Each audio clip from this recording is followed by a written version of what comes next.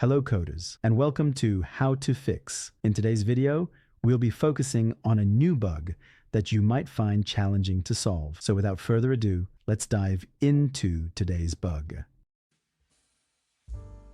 Let's now execute code 1 to generate the error and observe the outcome. Let's walk you through the interpretation and the correction for this bug. Please pause the video to absorb the explanation. Let's now correct the code and take a look at the resulting outcome.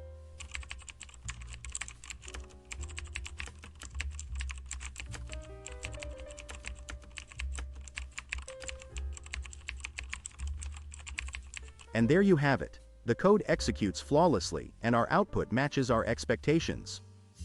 No more error. We've reached the end of today's episode. If you found this video informative, please hit the like button and subscribe to our channel for more coding solution videos. Stay passionate, never stop learning, and enjoy your coding journey.